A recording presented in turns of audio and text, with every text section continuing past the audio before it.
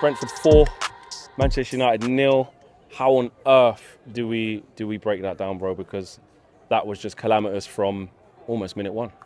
Stems from the top, doesn't it? Really, I mean, we've seen embarrassing defeat after embarrassing defeat in the last 2 seasons now. You know, Brighton 4-0 last year, Liverpool 5-0 last year was bad, but the fact that we're now in a new era, new manager, and we're still getting the same results and the same lack of response from the players, this group is rotten, you know. And where does it come from? Who's overseeing it? Right at the top, you know. They haven't acted to fix it.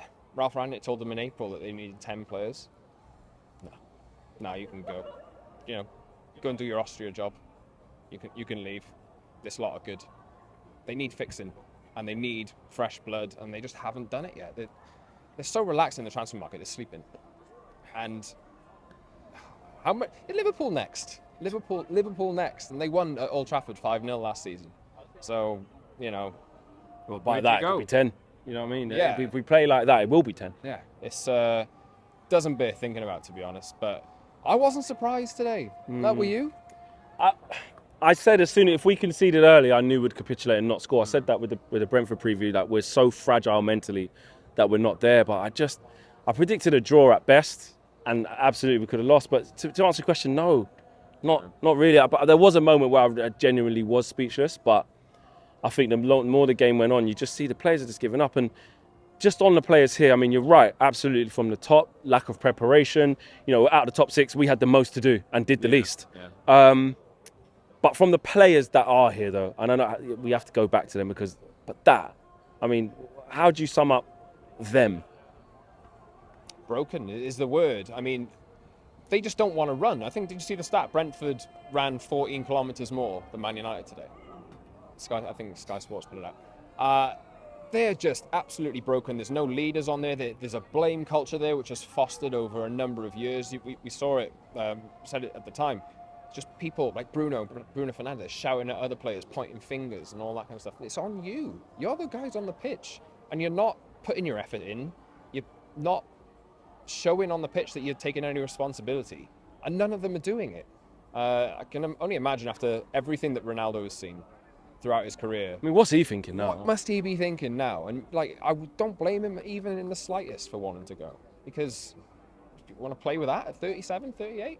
No way. No chance. Literally getting laughed at by opposition fans. Yeah, and the problems are there for everyone to see. Obviously, Erik ten Hag wants to play in a certain way. He called them naive in his press conference afterwards, just for, you know, taking the wrong choices. And then if the short ball isn't on, don't use it. It's naive when you do. And they got caught out in that today. Literally, Eriksen's got a man right up his arse there, like he said in the presser. You don't have to give it to him. Yeah, he said, we don't always have to go short. We don't always have to go short. If it's not on, hit it long. It's fine.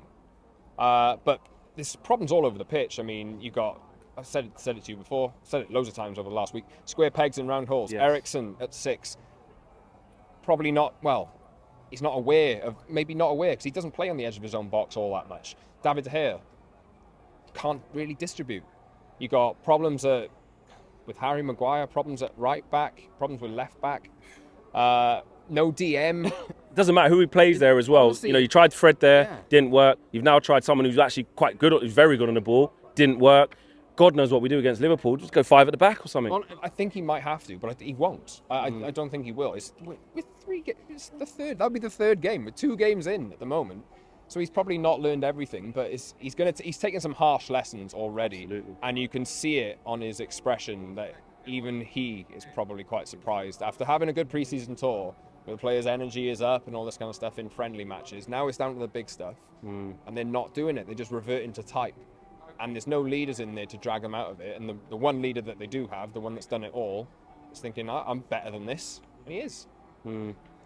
God, it's not many times that I do reactions and you're doing interviews and like, I'm looking at you and I'm thinking, I don't actually know what to ask. Like, do you know when you just genuinely feel like, because it hurts and it's like, it's going to get worse before it gets better, but I can accept losing football matches. I've said that many times. Under a new manager in a new system, I can accept losing football matches, but that wasn't just new players trying to get used to a new system. That was all of the failings of not trying hard enough, not applying yourself, not showing a desire, not helping your teammate out, not getting there tight so the guy can't turn. Like, it was all of those things. It wasn't like, it's a new manager, it's new tactics, be patient. I think, like, you know that interview that Dean Henderson did a few weeks ago about the rotten culture, and he got like, you know, he got a lot of stick for it. But I kind of felt like, wow, if you were in that atmosphere and you wanted out that badly without even seeing a new manager, it must be bloody rotten. And you know, it's evident that it's still there now. These players are not like they're not profiling players properly. Even now, you're looking at Adrian Rabiot for an answer in midfield. I mean, how obvious is it that they've needed a defensive-minded midfield player for years and years, and now they're signing 2 midfielders, or they want to sign 2 midfielders? Frankie de Jong, is he going to turn up for this? I don't. I mean, he's looking at that thinking, I'd rather just stay here. Yeah. Maybe play centre back for Barca. And then someone like Adrian Rabiot, who has a history of unsettling teams, national teams, clubs, all that kind of stuff. You want to bring him into this? It's just not the answer. He's not a defensive-minded midfielder either, so that's not going to fix anything. And we'll see in the next few days now, I'm sure. We're going to get linked to everyone again. Problems. We're going to get linked to loads of players. But the fact of the matter is, they should have done this in May, June, July, and they're leaving it late again. They're going to panic. We've already seen that they're panicking. And it's only going to... The bad thing is, right, I was going into this new era with a fresh start and all this kind of stuff. I said it myself. These players are not as bad as last season. Exactly. But they prove you wrong, yeah. I think I'm wrong. Yeah. And they always prove you wrong. And every time you think you've hit a rock bottom, they somehow find a way to make it worse. And it's with Liverpool next, you know. What can you say?